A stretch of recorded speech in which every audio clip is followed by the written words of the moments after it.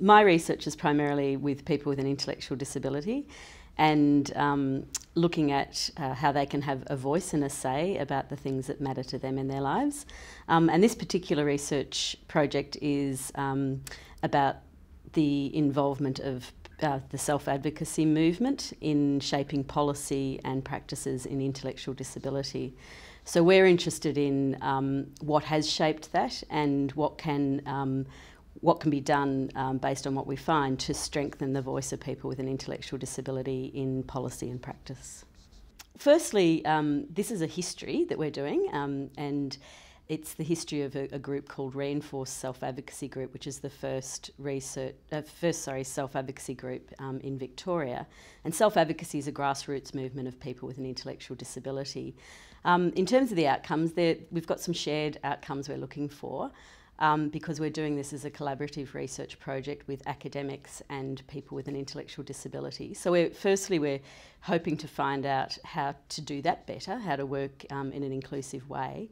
And secondly, we'd like to be able to very accurately document the history of this group in such a way that meets their purpose, which is to be clear about what they've done over the years and to give a clear message about how that's made a difference for people with an intellectual disability.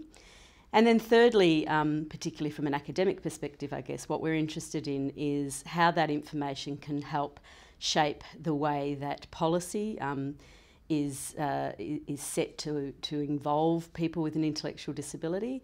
And to learn also from that, I think, to get a bit better picture about what self-advocacy is from an Australian perspective, because most of what we know about self-advocacy actually comes from the Northern Hemisphere. So we would like to get a clear picture of that too. And I think finally what we want to be able to find out is, in terms of the outcomes, is we want it to be a lively and clear kind of description and overview of this history, because, and particularly we want the voices and the people with an intellectual disability to come through. So we're doing life stories with people as well.